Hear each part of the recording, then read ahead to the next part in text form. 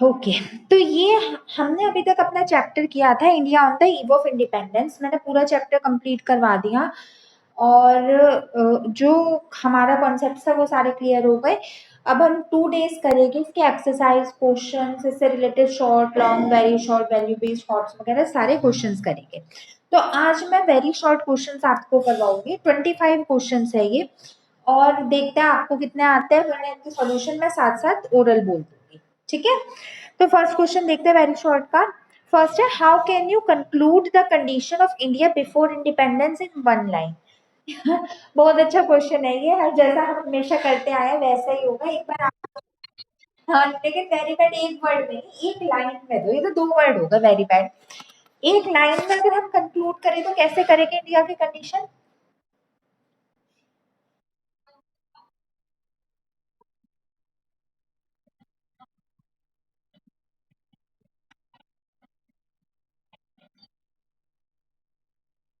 बस बस बस बस बस बहुत लगो, 3 लाइन में होगा, 3 से 4। अगर एक लाइन में हम इसे कंक्लूड करें तो हम ये लिख सकते हैं कि इंडियाज कंडीशन प्री इंडिपेंडेंस है before independence was really very miserable.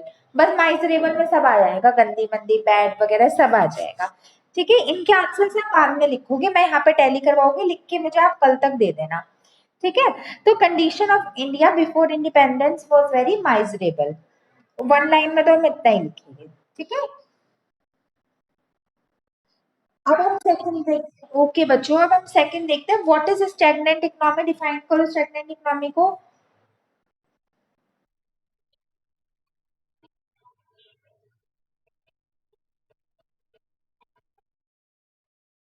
Very good.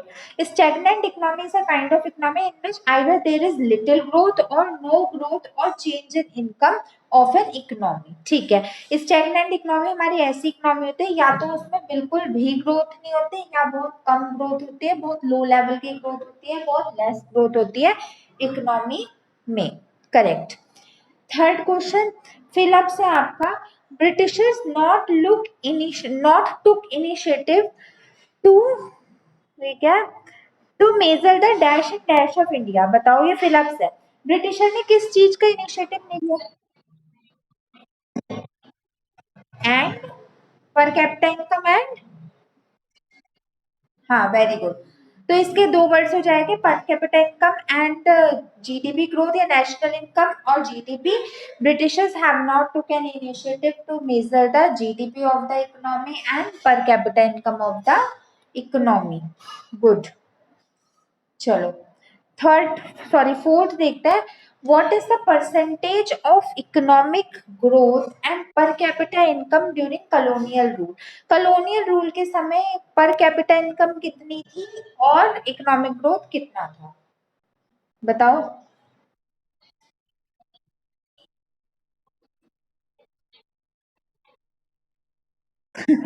Very good, पूरे लर्न कर रखे मेरे नोट्स एज इट इज, शाबाश। तो पर कैपिटा इनकम हमारी प्री कॉलोनियल रूल में थी 0.5% और इकोनॉमिक ग्रोथ थी 2%। Excellent, perfect, very good. Question number 5, why dominance of agriculture sector was there in colonial rule। colonial rule में एग्रीकल्चर सेक्टर पे डोमिनेंस क्यों था, why।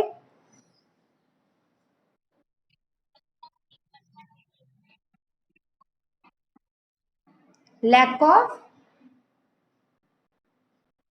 हाँ मनी, राइट राइट राइट। और along with money there was no knowledge, इतनी knowledge भी नहीं थी कि हम ये काम कर सकते हैं, ये भी काम प्रोडक्टिव हो सकता है, या इस काम में भी प्रॉफिट हो सकता है।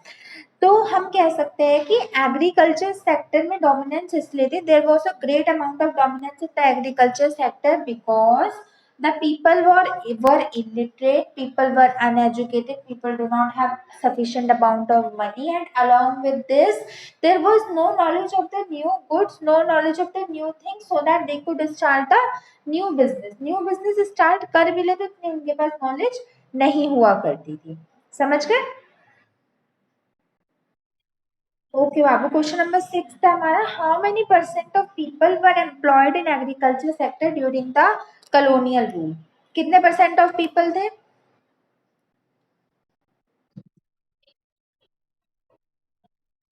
Okay okay okay. Sixth question है? नहीं। हाँ, सिक्स्थ है।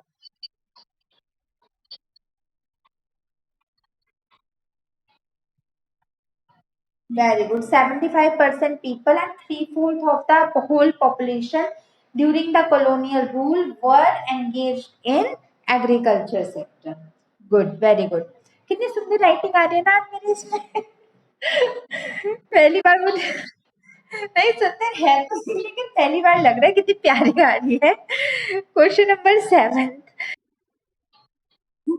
अच्छी है, थैंक यू सो मच। इतनी भी अब बेकार हो गई क्योंकि ऑनलाइन में तो इतना होता नहीं। जब मेरे ऑफलाइन थे ना, मैंने अप्रैल से पहले तक ऑफलाइन थे सारे बच्चे, तो मैंने लास्ट पढ़ाया ऑफलाइन 9th अप्रैल तक, तो तब बहुत सारे बच्चे थे।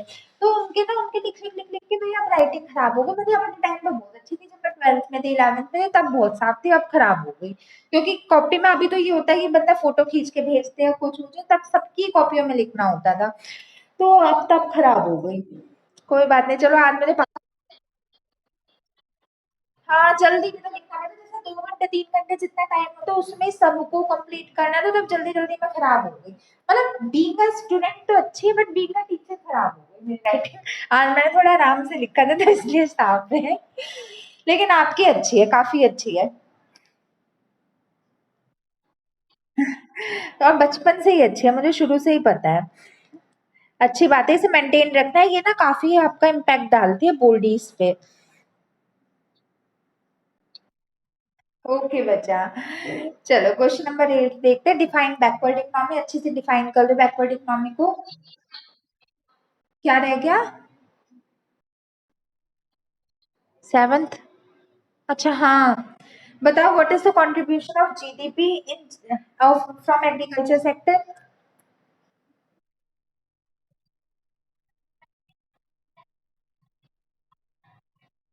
Very good. 50% was the contribution of agriculture sector, which was sufficient for that time. उस समय के लिए वो sufficient था। आपको पता है क्या फायदा होगा अगर जैसे आपको छोटे छोटे 1 1 मार्क्स के क्वेश्चन आते हैं ना, और यही अगर आपका लॉन्ग एक क्वेश्चन आके डिफाइन था condition of agriculture sector during the pre colonial colonial rule, तो आपने छोटे छोटे पॉइंट को ऐड करके 8 10 पॉइंट बच जाएगा और जिसका आपका आंसर बहुत अच्छा हो जाएगा। इसलिए मैं कहती हूँ अगर बच्चे को इकट्ठा देगा भी लॉन्ग क्वेश्चन कर ले पूरा, तो वो ना काफी डर जाता है। आप तो नहीं, लेकिन खैर वो बच्चे डर जाते हैं कि इतना बड़ा कैसे करेंगे क्या नहीं। तो मैं हमेशा सोचती हूँ डाइवर्जन ऑफ वर्क, जैसे डिवीजन ऑफ लेबर होता है ना, ऐसे डिवीजन ऑफ वर्क छोटे छोटे पार्ट में करके फिर कंपाइल करके एक आंसर बना लो, तो उससे बच्चों को याद भी रहता है, लॉन्ग लास्टिंग याद है, तो बच्चे डरते भी नहीं इस चीज से कि हमारा कैसे होगा। ठीक है, तो ये बहुत अच्छी बात है, आपको सारे पॉइंट्स याद है इसके। I am very happy for that. चलो नेक्स्ट करते हैं क्वेश्चन नंबर, अब 8 करते हैं। बताओ define backward economy.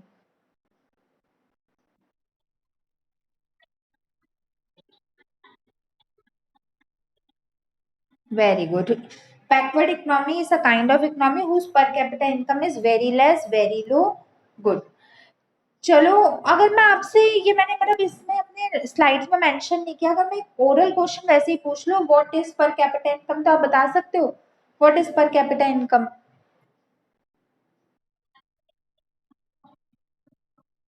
Very good. Per capita income is defined as the per person income या average income of the population of the country. कैसे निकाली जाती है एवरेज पर कैपिटा इनकम? 9th में इकोनॉमिक्स में था। बताओ। National income upon total number of population. कोई बात कोई बात नहीं, अब हमारा कोई मतलब नहीं। 9th में था एक छोटे छोटे जो केस स्टडी से होते हैं ना, 9th की कितनी इजी थी ना। 9 10 की इकोनॉमिक्स ओनली 4 चैप्टर होते थे, वो कितने इजी इजी से the story of village Palampur से शुरू होते थे। अब 11 12 की इकोनॉमिक्स देखो क्या होती है, और 9 10 में से अगर कंक्लूड करें तो। चलो अब उसकी कोई बात नहीं, बट ये ठीक कहा आपने पर कैपिटा इनकम वाला। नेक्स्ट देखते हैं। Write to harmful consequences of backward economy. तो कॉन्सिक्वेंसेज यानी हार्मफुल इफेक्ट बता दो बैकवर्ड इकोनॉमी की।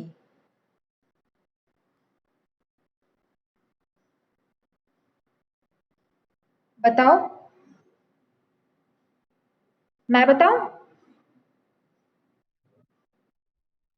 बाबू हार्मफुल इफेक्ट हो जाएगी बैकवर्ड इकोनॉमी के। फर्स्ट है there is very slow growth या economic development is very slow in backward economy. Per capita income is very low, unemployment is very high, education status is very low, all the persons lives in poverty, poverty condition was high at that time। नहीं, poverty condition was high in a backward economy। ठीक है,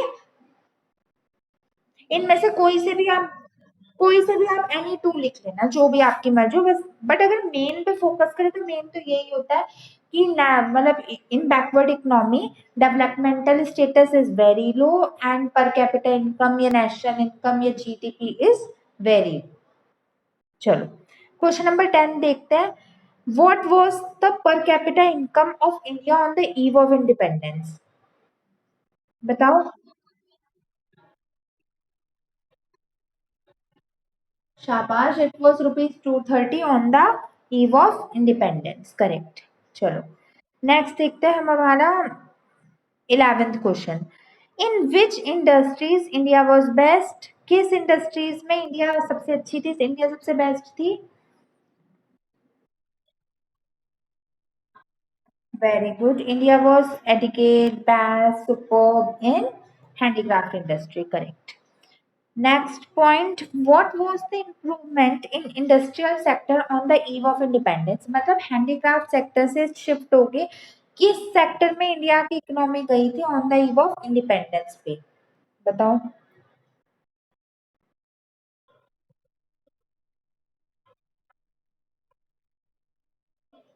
can you define what were modern industries या what are modern industries?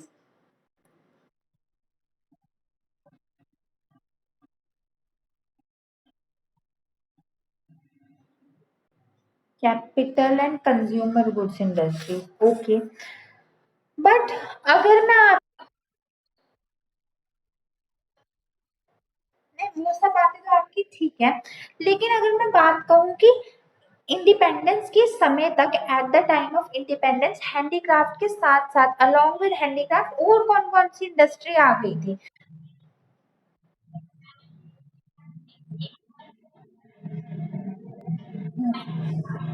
ठीक है, paper cement board वगैरह इन सबको हम किसमें कंक्लूड करेंगे? अगर हम बेसिकली बात करें तो ये होगा कि during the time of independence some small scale industries as well as some cottage industries had also came along with handicraft industry। जो आप पेपर सीमेंट वगैरह ये सब कह रहे हो ना, ये सारी स्मॉल स्केल इंडस्ट्री में आ जाएगा। तो आप कहोगे कि इंडस्ट्रियल सेक्टर में हैंडीक्राफ्ट सेक्टर के साथ साथ कुछ सम न्यू हैंडीक्राफ्ट इंडस्ट्री के साथ साथ स्मॉल स्केल इंडस्ट्री और इसी के साथ साथ आपकी ये स्मॉल स्केल इंडस्ट्री और कॉटेज इंडस्ट्री भी इंट्रोड्यूस हुई थी। समझ गए? ओके बाबू, नेक्स्ट देखते हैं हम हमारा 13th question. How much percent of people live in urban area उस टाइम पे? कितना? एक बार फिर बोलो। No, no, 14%। Only 14% of people live in urban areas, 14%। Okay, no problem, इसे कर लेना। Next, what is foreign trade? Foreign trade क्या होता है?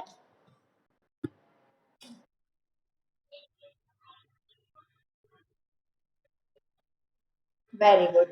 Foreign trade is defined as the trading done between two countries across the boundary of the nation. These are practiced between two countries. Foreign trades are included, या foreign trades include the buying and selling of the goods from one country to another country. Very good. अब इसमें मैं आपको एक बात और बता देती हूँ। अभी आप 12th में हो ना, तो 12th तक तो आपकी सिलेबस में फॉरेन ट्रेड है ना? आगे भी जाके है, नेक्स्ट आगे के चैप्टर्स में भी। लेकिन जब आप अपना ग्रेजुएशन में स्पेशली पोस्ट ग्रेजुएशन में होता है एक आपका एम कॉम इन मैनेजमेंट, जो मैं कर रही हूँ, मैनेजमेंट एंड मार्केटिंग। तो उसमें ना आपका फॉरेन फॉरेन ये क्या आपका फॉरेन ट्रेड की बजाय आपका रहता है फॉरेन एक्सचेंज, पूरा सब्जेक्ट है फॉरेन एक्सचेंज। मैं आपको हल्का सा एक इन्फो बता देती हूँ। जैसे फॉरेन ट्रेड होता है ना, exchanging of goods and services between two countries, ऐसे फॉरेन एक्सचेंज होता है exchange of currencies between two countries. याद कर लो अगर कभी आ जाए 1 मार्क्स, फॉरेन ट्रेड में तो आपकी ट्रेडिंग यानी गुड्स एंड सर्विसेज की आप ट्रेड करते हो यानी एक्सचेंज करते हो। एक होता है आपका फॉरेन एक्सचेंज। फॉरेन एक्सचेंज में आप एक्सचेंज करते हो अपने वो currency, exchange of currency from one country to another country. ठीक है, ये आपकी एक्स्ट्रा नॉलेज है, जब करोगे ना एमकॉम वगैरह तब आपको पता होगा। Next 15, how much percent of trade was done by India with other countries? कितने percent of trade India other country के साथ कर सकती थी, मतलब कितना प्रपोर्शन, कितना परसेंटेज? नहीं बचा। देखो ये था कि half of the trade off India was done with Britain and rest half of the trade was done by India with other countries. तो आपके मतलब है तो 50-50 का रेशियो। तो आप ये कहोगे कि India use to do the trade with another countries half percent and half percent it do the trade with Britain. ठीक है, ये मैंने आपको अपना तब बताया था जब मैंने आपको फॉरेन ट्रेड की पॉलिसीज के फीचर्स बताए थे। तो आप याद रखना 50% या हाफ ऑफ द ट्रेड। अच्छा चलो लगे हाथ ये भी बता दो कौन कौन सी कंट्रीज है वो, अदर कंट्रीज में कौन कौन सी कंट्रीज आ जाती हैं?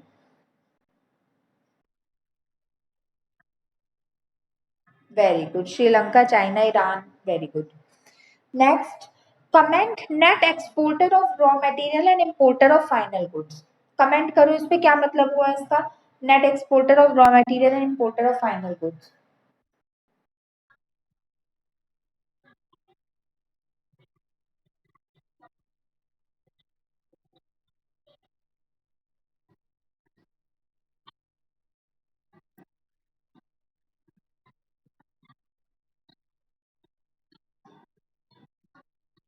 Very good, and which result in, इसका क्या रिजल्ट हुआ?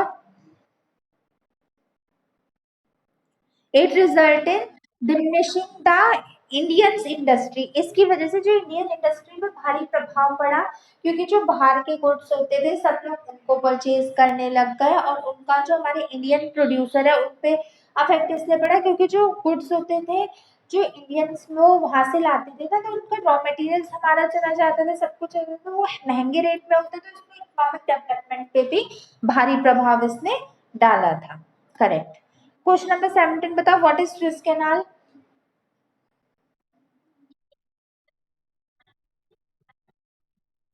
हाँ जी, कहा? बस इतना सा, which is use for trading, कहाँ कहाँ कनेक्ट करता था वो? मैं बताती हूँ, स्विस कैनाल एक आर्टिफिशियल वाटरवेज है।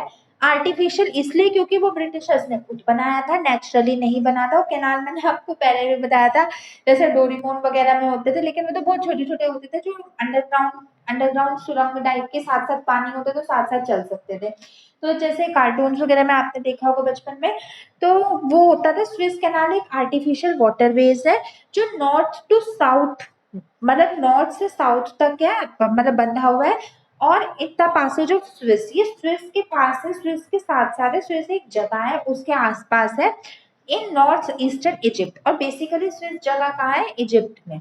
ठीक है, तो हम कह सकते हैं Swiss canal is an artificial waterways running from north to south across the passage of Swiss in north eastern Egypt. ठीक है, अब आप बाकी ना इसे लर्न कर लेना अपने नोट से, जब मैंने आपको पहले करवाया था तो नोट से देख लेना। चलो लगे हाथ ये पूछ लो, ये कब खुला था? When it was open? 1869। 1869 में स्विस कैनाल बना था। ठीक है, ओके बाबू बताओ, व्हाट इज 18 क्वेश्चन करते हैं, what is drain of wealth? Drain of wealth का क्या मतलब हुआ और किस, पहले तो चलो इसका आंसर दो, ड्रेन ऑफ वेल्थ क्या होता है?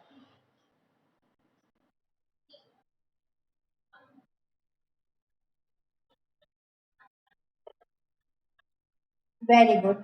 All the money generated by Indians, all the money which was kept with Indians, and all the services which was rendered by Indians were taken by the Britishers, and India was not at all benefited by any of the practices, by any of the goods it produced in our country. ठीक है, इसकी वजह से हमारी India की wealth drain हो गई थी। ड्रेन मतलब शैटर्ड हो गई थी, खराब हो गई थी, खत्म हो गई थी, डाउन हो गई थी, लो हो गई थी। अब मुझे बताओ हु डिड दिस ड्रेन, किसने किया था ये?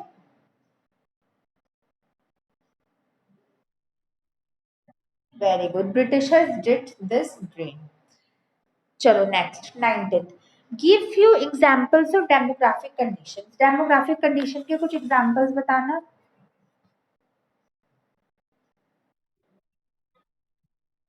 ना ना ना ना ना, वो फीचर्स है, रुक जाओ, वो आप ना डेमोग्राफिक कंडीशन के फीचर्स बता रहे हो कॉलोनियल रूल में। मैं कह रही हूँ डेमोग्राफिक में आता क्या क्या है, what is included in demographic?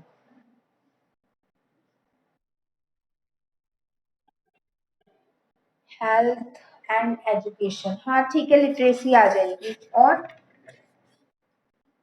Standard of living, birth rate, death rate, health facilities, infant mortality rate,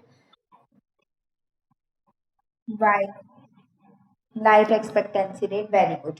तो ये सारे अगर आपसे एग्जांपल्स पूछे जाए डेमोग्राफिक कंडीशन के तो आप यही लिखोगे। और अगर आपसे इसके अलावा ये पूछा जाए कि उनके फीचर्स क्या थे तो हम एक्सप्लेन करेंगे, बट इसमें तो यही आएगा कि ये निम्नलिखित इनके एग्जांपल्स हैं। ठीक है, question number 20, what is present, what is percent of literary rate at that time? उस टाइम पे लिटरेरी रेट कितना परसेंट था? Very good. और वो इंक्रीज होकर 2011 तक कितना पहुंच गया?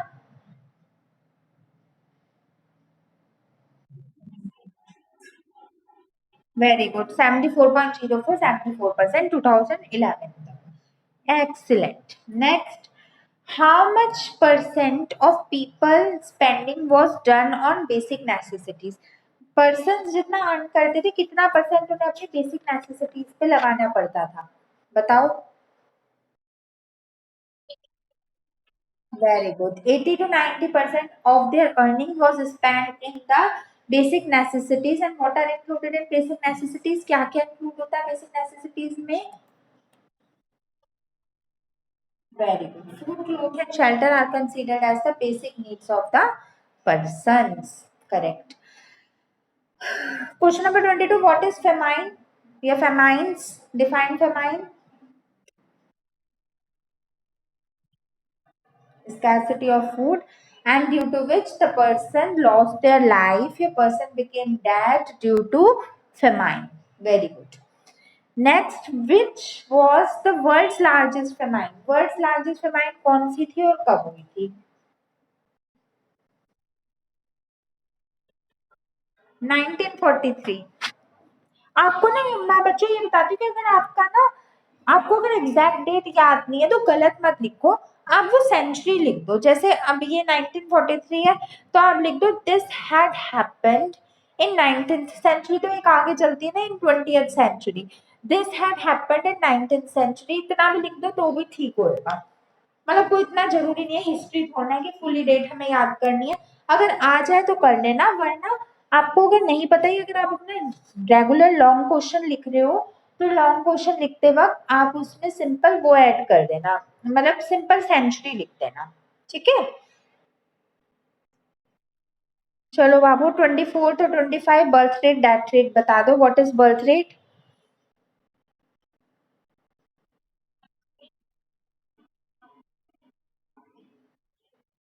Number of children.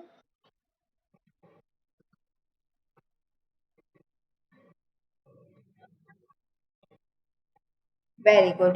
It refers to the number of children being born per thousand in a year. और डेथ रेट भी बता दो।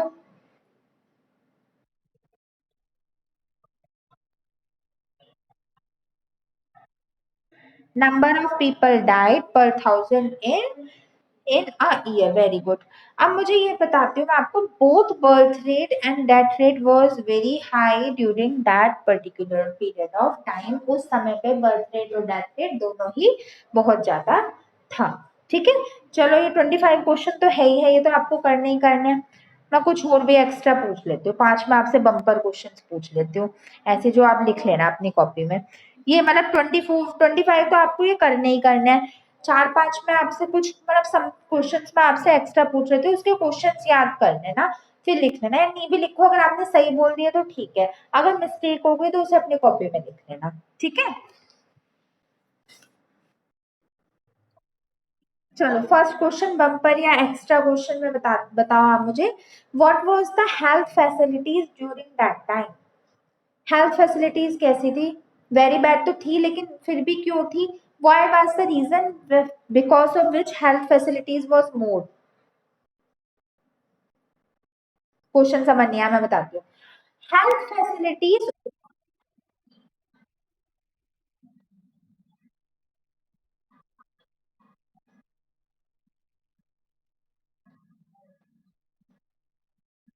Very good, there was less of knowledge, less of public sector, less of government hospitals and less of government faculties in villages, ये सब बातें तो ठीक है। along with this, अच्छा चलो ये तो पुराने जमाने की बात को छोड़ो, अब क्यों हेल्थ फैसिलिटीज डाउन है इंडिया में बताओ। अभी भी बहुत अच्छी तो है नहीं भाई, क्यों। पॉपुलेशन, टेक्नोलॉजी तो है, अब इतनी तो नहीं कह सकते कि टेक्नोलॉजी बहुत ही डाउन है। पॉपुलेशन सबसे बड़ा अगर इसका रीजन होता है population, the more the people live in a country the less the facilities they get.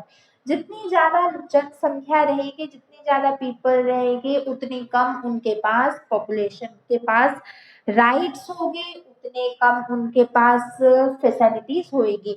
वही कहते हैं ना, जितनी कम पॉपुलेशन होती है उतनी ज्यादा जल्दी आपको फैसिलिटीज मिलती है, जितनी ज्यादा पॉपुलेशन होती है उतनी आपको फैसिलिटीज नहीं मिलती। Got my point. तो मत लिखना, ये आपने सही कर दिया। Next, what was high infant morality rate, पहले बताओ इन्फेंट मोरालिटी रेट क्या होता है।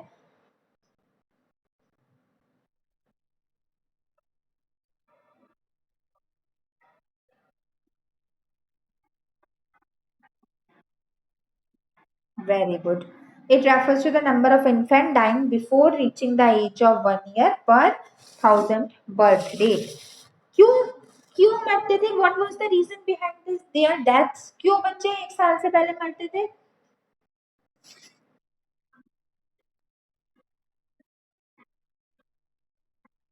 Very good, lack of good health facilities, malnutrition, widespread poverty, calamities, famine और high mortality rate। Very good, ये भी मत लिखना। थर्ड नेक्स्ट क्वेश्चन, आप मुझे बताओ।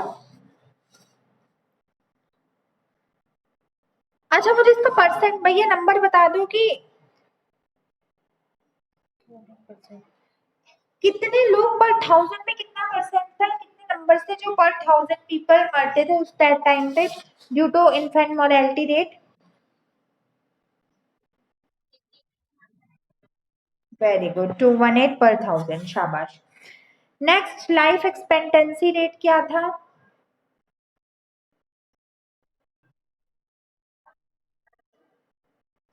नहीं, वो तो खैर कंफ्यूजन ही थी किसका सही है, बुक का, नेट का या आपका, लेकिन उसका तो मैं बात ही नहीं करती, मैं कह रही हूँ what was life expectancy rate, था क्या, है क्या मतलब।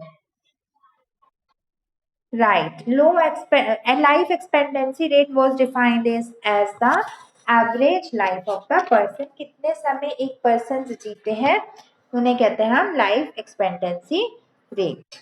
करेक्ट।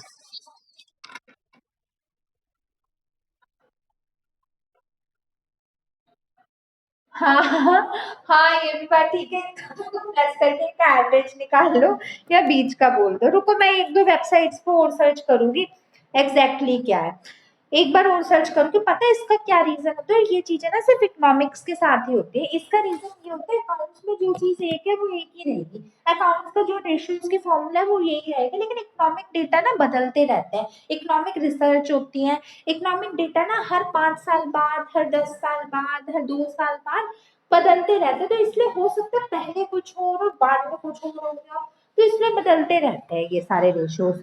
ये इसकी प्रॉब्लम है, बट आपने ठीक निकाला। और मैं कह रही हूँ अगर कोई कंक्लूजन नहीं निकल पाया तो आप ये लिख देना, the life expectancy rate at that particular period of time was very less, very लो या वेरी वेरी वेरी डाउन। ठीक है। मतलब मैं कहती हूँ कि मैं हमेशा कहती हूँ सेफ गेम खेलो। अगर आपको कोई चीज पता नहीं तो उस गलत लिखने से अच्छा उसे मत लिखो। देखो एमसीक्यू में आ जाए, शॉर्ट में आ जाए, वेरी शॉर्ट, वो तो आपको लिखना पड़ेगा। अगर लॉन्ग क्वेश्चन में आ जाए तो हमारे पास पूरे राइट्स होते हैं कि उस पॉइंट को चेंज करके कोई और पॉइंट्स डाल सकते हैं। ठीक है। अब बच्चा आप मुझे ये बताओ कि 25 क्वेश्चन तो आपको करने ही करने हैं। वो जो लास्ट के मैंने 5 पूछे थे वो मत करो, वो आपने बता दिया, वो रहने दो। ये 25 तो आप कर ही लेना, कल तक मुझे इसे कर लेना। आज के क्वेश्चन तो क्वाइट जर्नल क्वेश्चन थे, जर्नल बोले हुए प्योरली क्वेश्चन थे जो मेरे नोट्स के बेसिस पे थे। मतलब ये अगर आपने मेरे नोट्स कर ले तो प्योरली उनके बेसिस के क्वेश्चन थे। बट कल ना, क्योंकि कल कल का ही दिन है, टुमारो इज फ्राइडे, तो कल कल ही मैं आप सैटरडे को तो मुझे टेस्ट लेना है इकोनॉमिक्स का, क्योंकि मुझे मंडे से न्यू चैप्टर स्टार्ट करवाना है मैक्रो का। तो मैं कह रही थी कि कल मैं आपको ना वैल्यू बेस्ड हॉट्स और अदर देन बुक्स क्वेश्चंस करवा दूंगी। मतलब देखो बुक में और इसमें सीधे सीधे क्वेश्चंस तो आते ही हैं। मैं आपको कल करवाऊंगी जो केस स्टडी, जैसे मैंने एक आपको टेस्ट में क्वेश्चन दिया था वो वाला, which country या which economy India have या India is experiencing which economy, identify that economy and write its features, last question था टेस्ट का, याद है?